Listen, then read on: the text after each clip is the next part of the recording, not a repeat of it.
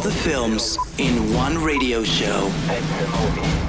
Përshëndetje të gjithëve, po dëgjoni At the Movies. Do të jemi së bashku për plot 1 orë nën tingujt e kolonave më të bukura zanore, nën vlerësimet, mendimet, analizimet dhe përshkrimet e premierave të fundit në Cineplex dhe kudo, dhe më pas me disa sugjerime që unë dhe kolegu im i përhershëm Edison Hallaçi bëjmë për të gjithë ju që hera herës jeni konfuz, nuk dini ç'të shihni, ju harxhon shumë kohë ky researchi për të gjetur filmin e duhur për të parë. Çdo javë ne bëjmë sugjerime për ju duke ja u lehtësuar këtë barrën. Dhe ashtu siç ju kemi paralajmëruar, dhjetori ka për të qenë sepse kemi ende ditë për të përfunduar ky muaj, një muaj fantastik me prodhime filmash, ka dalë seriale të rinj, filma të rinj, premiera në Cineplex, për të cilat do të flasim pas pak, por mendoj që është edhe një muaj që domosdoshmërisht nga e gjithë kjo atmosfera e festave që tani është në kulmin e saj, të bën që të afrohesh më shumë me filmin. Unë tani kam shumë dëshirë për të parë një film, nuk e di pse, më ndikon edhe kjo çështja e atmosferës së Krishtlindjeve, vitit të ri. Është, po, jashtë është ftohtë, ke dëshirë të rish brenda ngrohtë, shohësh një film. Mua për shembull më ndikon në aspektin që nuk shoh më ato filma thriller dhe problematik dhe psikologjik dhe depresiv, po zgjedh të shoh këto filma të romantik, komedi, diçka më të ngrohtë ndoshta për vitin. Megjithatë, edhe un kam patur këtë ide, po kam filluar të ndryshoj sepse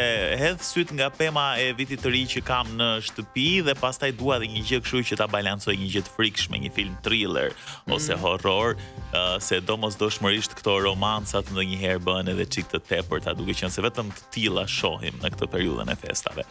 Megjithatë, pas pak do të flasim për një premierë e cila ka mbërritur në Cineplex. Është Avatar, seria e tretë kjo, Fire and Ash, një film që në fakt edhe episodin e kaluar ne folëm që nuk ka nevojë për shumë fjalë, për shumë marketing, një lajm i fundit që dua ta ndaj ose lajmi i fundit që doli tani, po një gjë e re është se regjisori James Cameron është futur në listën e bilionerëve, sigurisht me prodhimin e tij Avatar. As nuk diskutohet që Avatar përgjatë viteve do të kishte një ecuri shumë të mirë, qoftë edhe nga ana e box office dhe fitimeve, por më pëlqen shumë fakti i marketingut të vogël. Mendoj se gjërat e mira nuk kanë nevojë për shumë marketing, nuk është se mua kudo nëpër TikTok e në rrjetet sociale më ka dalur video të Avatarit, mund desh vetë sot për këtë trailer të futesha në YouTube dhe të shikoja trailerin e filmit, pra nuk më është përplasur në fytyrë. Ndoshta kjo pra pak marketing është marketingu më i mirë, po do ta shohim ndoshta pasi të ketë kaluar një muaj, 2 muaj dhe ndoshta mund të rimarrim Klemi në studio të na tregojë mbi ecurinë e Avatarit në Cineplex. Nëse shifrat që padyshim janë të pritshme që do të jenë shumë të mëdha, atëherë kjo teoria jote do të jetë e vërtetë dhe unë në fakt e besoj këtë gjë, sepse domosdo Avatar është kthyer në një prodhim serioz, pra duhet ta kërkojmë, duhet interesohemi, ka kaluar po themin ato klasikët e kinematografisë, nëse mund ta quajmë kështu. Është si ai argumenti që ke parë ndonjëherë reklam për frutat dhe perimet? Jo. S'ka nevojë, nuk mund të jetojmë dot pa to.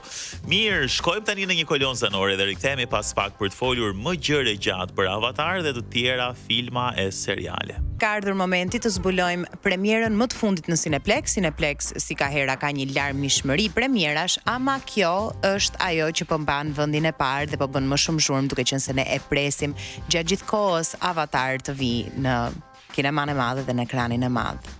Absolutisht që po, mezi e kemi pritur, duhet thënë, këtë film, i cili ka krijuar atë fanbase-in e vetë dhe padyshim që mezi presin ta shikojnë në kinema e theksoj, sepse mendoj që nëse keni vendosur për ta parë, mos prisni derisa filmi të dalë në platforma të tjera, por shkoni e shikoni në kinema, sepse do ta shijoni shumë fish më tepër, 3D, audio në të gjitha. Ndjekim pak trailerin tani. Filmi i tretë ju fton të zbuloni anën më të errët të Pandorës. Aty ku zjarri dhe hiri ndryshojnë gjithçka. You cannot live like this, baby. In hate. Pushtet. Tradhti. E beteja drejt bashkimit të njerëzve dhe navi. Your goddess has no dominion here. Avatar, Fire and Ash. në Cineplex Tag dhe QTU. Filmi i tretë nga saga epike Avatar vazhdon historinë e planetit të jashtëzakonshëm Pandora dhe familjes së Navit përbërë nga Jake Sully, Neytiri dhe fëmijët e tyre. Pas humbjes tragjike të djalit të madh, Jake dhe Neytiri përballen me dhimbjen dhe tensionet brenda familjes, duke u përpjekur të rimarrin besimin në një botë që po ndryshon gjithnjë e më shumë.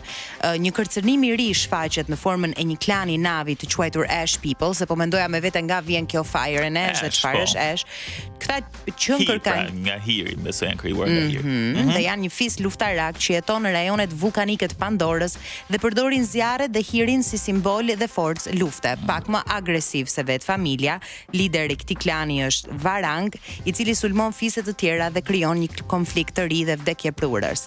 Titulli Fire and Ash simbolizon kontrastin midis luftës, urrëties dhe pasojave të asaj dhune, hiri si rrënojë e tragjedive dhe si një shpresë për rilindje. Pra do të shohim në rast se është e mundur që të bashkohen, sepse i gjithë qëllimi me sa lexova i Fire and Ash është bashkimi i njerëzve dhe familjes Navi për të qenë një dhe të vetëm, por me sa duket kanë përveç armiqve të vjetër që me sa duket rishfaqen në këtë sak të tretë, do të kemi dhe armiq të rinj siç janë Ash People. Kjo është gjëja më interesante e Avatar Fire and Ash, nëse në dy të parët kemi patur një konflikt midis njerëzve dhe qenieve të cilët jetonin në planetin Pandora, këtë radhë duket se konflikti zhvillohet mes vetë Pandorës.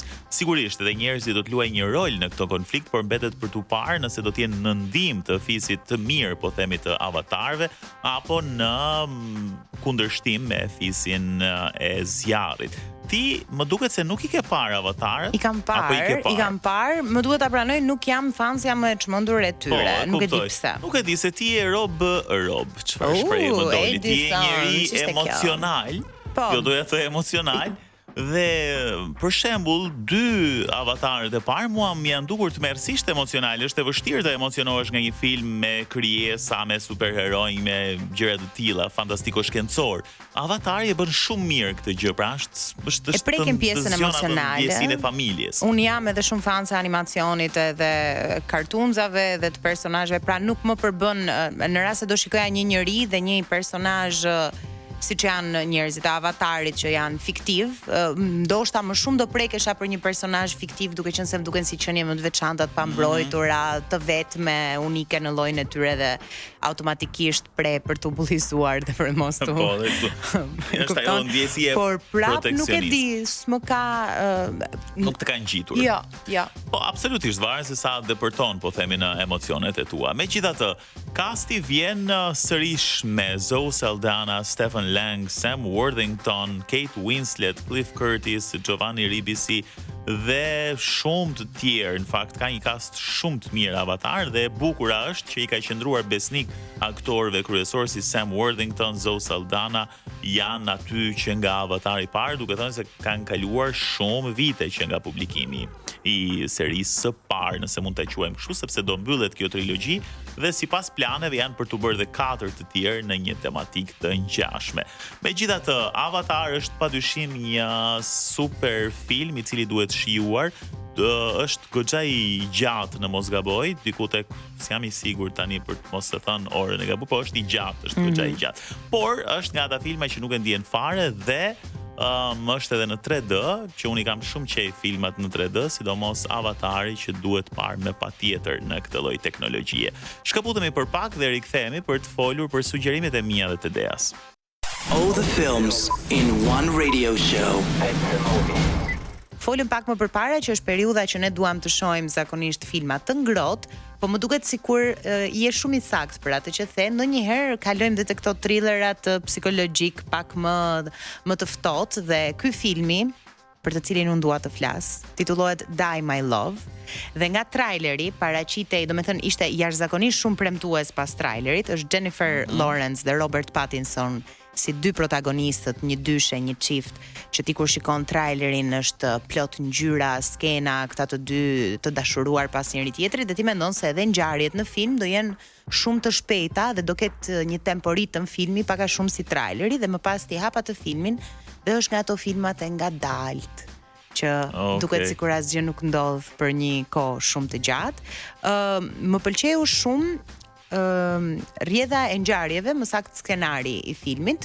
Jennifer Lawrence luan një shkrimtare noveliste e cila I ke fiksim këto. Kam qef shkrimtare do bërë. Më pëlqen të shkruaj dhe vetes diçka që më ngjit. Kemi një skenar të ngjashëm, po interesante. Janë femra inteligjente dhe më pëlqejnë shumë. Ajo është një shkrimtare e cila është martuar me burrin e saj dhe kanë vendosur të shkojnë në një zonë të sekluduar, pra në një shtëpi në pyll, që e ka patur një familjar i bashkëshortit të saj, dhe ajo e gjen veten e saj vetëm me bebin e saj në këtë shtëpinë në pyll. Burri i saj është gjatë gjithë kohës duke punuar. Në pamje të parë kjo duket si një femër e arrir, sepse është ai formati me cilin të gjithë jemi mësuar që në momentin që ti ke një fëmijë, ke një bashkëshort, jeton në një zonë urbane ku ke gjithë atë oborrin për vete dhe shtëpinë e bukur, ti duhet të jesh tërësisht e plotësuar, ama Jennifer Lawrence jo vetëm që nuk është e plotësuar, po fillon të thellohet në bipolaritetin e saj dhe i gjithë filmi tregon se si kjo grua, e cila erdhi shumë normale, e lumtur, e egzaltuar dhe e qetë në këtë shtëpi nga vetmia, nga aludimet dhe dyshimet mbi tradhtinë e bashkëshortit, shndërrohet në një grua që vuan nga problemet mendore. Përveç se nuk e përfundon, domethënë dhe nuk nis të shkruaj librin e saj, ajo është konstantisht në një episode manike i quaj unë, pra me një ndryshim karakterial, personaliteti, gjendjeje komplet e palumtur, dhe për mua ishte si një rikujtes, ndoshta nga që jam në këtë sapo mbusha 27 edhe jena atë moshën që thua, okay, në momentin që unë do kem shtëpinë, do kem bebin, do kem burrin, do jem shumë e lumtur, edhe ky duhet jetë qëllimi im dhe mendoj mos është qëllim. Por kur e shet të portretizuar, se e them hera herës këtë gjë që do rija edhe në shtëpi, nuk e kam problem të isha shtëpiake të tjerë. Pasi pash Jennifer Lawrence, Die My Love, mendoj që duhet dalë në punë. Okej. Mirë, nuk duhet ta shohin të gjithë këtë film. Megjithatë, duket se është shumë psikologjik si film, duke qenë se besoj tek Jennifer Lawrence është përqendruar, pra po themi gjithë historia më së tepërmi tek karakteri i saj dhe tek evoluimi i saj si personazh nga fillimi kur ajo mbërri në këtë shtëpi dhe në fund. Ndoshta qëndrime të tilla të ndihmojnë ta kuptosh pak më shumë veten, po është ajo që the ti, që ndoshta një gjë që mund ishte pak e tepër do çonte në një lloj dëmtimi pastaj të vetvetes. Megjithatë, kjo bazohet edhe te karakteri i njeriut, ka shumë njerëz që janë introvertë dhe u pëlqen të jetojnë veten e ta zhvillojnë jetën e tyre vetëm. Unë jam një gjys, unë nuk e kam problem të jetoj vetëm, nuk e di për ty. Pra unë dëgjoj njerëz që thonë unë kam frikë të jetoj vetëm, pra duhet të kem praninë e dikujt. Unë e shijoj të jetuarin vetëm, por llogarit këtu dhe aludimet në kokën e saj se bashkëshorti po e tradhtonte, sepse gjente fakte gjithkohë. Tani ti të rish në shtëpi dhe të dish që partnerja jote ka dalë jashtë, po bën diçka, nuk mendoj se do ishe më i qetin në botë. Unë ju referova kohëve të shkuara kur jetoja vetëm, është saktë, duhet të rikthehemi në gjendjen ato kohët, nuk e di, s'besoj. Dhe unë ndërkohë do kaloj tek një tjetër gjë. I kam folur Edeas disa herë për këtë serial dhe sot e kapa mat që nuk e kishte parë ende. Fallout është sezoni i dytë. Sigurisht ky subjekt, të cilën ajo nga unë e ka dëgjuar me qindra herë, që njerëzit mbyllen në një kasafor. Po edhe kjo gjë që mua më pëlqen, pra që ka një lloj shpërthimi bërthamor dhe njerëzit mbyllen në një kasafor, të cilën mbyllja. Njerëzit mbyllen në një tip kasaforte ose në disa tunele që të pasurit i kishin ndërtuar, ka një lloj ngjashmërie shumë me realitetin në të cilin ndodhemi sot. Bota ishte në prag të një lufte, Shtetet e Bashkuara dhe Rusia ishin në një konflikt dhe pritej, siç edhe sot ka shpesh herë lajme që a mund të përdoren armët bërthamore, ishte e njëjta situatë. Dhe kjo lufte ftohtë kishte filluar për disa vite, saqë shumë kompani kishin filluar të ndërtonin tunele në mënyrë që nëse bëhej luftë, atëherë njerëzit të blinin një apartament, dhe kushdo mund ta blinte një apartament, kushdo jo, po sigurisht ai që kishte mundësi financiare. Sigurisht këtu është shumë i bukur sepse ka disa dimensione. Janë edhe këto kompanitë që në sajt të këtyre lajmeve të rreme të luftës bënin tragjedira në lajm të parë që Shtetet e Bashkuara nesër pritet i përgjigjen Rusisë me një armë bërthamore, siguroni shtëpinë tuaj para se të jetë shumë vonë. Dhe shumë nga këto njerëz kishin bler një shtëpi Filmi e shpejton goxha kohën kur në fakt bomba bërthamore plas vërtet dhe del me njëherë tek njerëzit që kishin filluar të jetonin në kasaforta.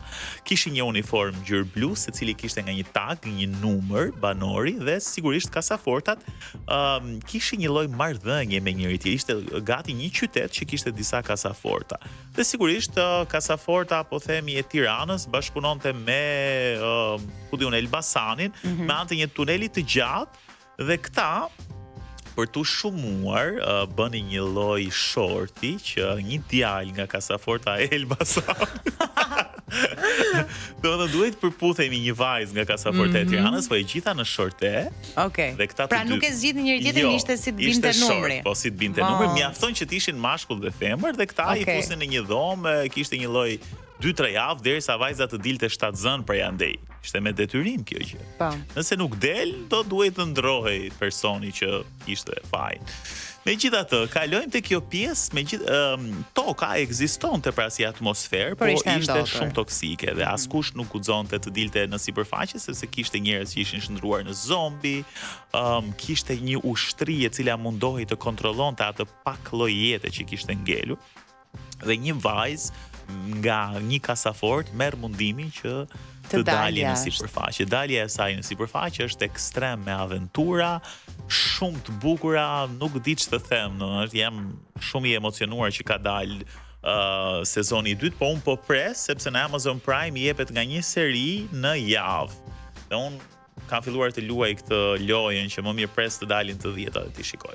E mbyllim tu, duhet ta shikosh këtë, është serial fantastik. Kthehemi pas pak. Së bashku do të dëgjojmë të premten tjetër në rast se doni të shkoni dhe të shikoni një film në ekranin e madh, Cineplex ju ofron pafundësisht shumë premiera, ama e dura dhe ajo e momentit që po bën më shumë zhurmë është Avatar. Krahas Avatar, A Mouse Hunt for Christmas, Five Nights at Freddy's, Now You See Me, Now You Don't, The Running Man, Zootropoli 2, Wicked for Good, janë disa nga premierat që janë aktualisht në Cineplex. Të tjera do vinë edhe përpara vitit të ri, kështu që do keni mundësi për të parë filma të bukur plot bashk, sigurisht do të jemi javën që vjen. Deri atëherë, kalofshi bukur dhe shijoni gjithë këtë atmosferë të magjishme të fundvitit.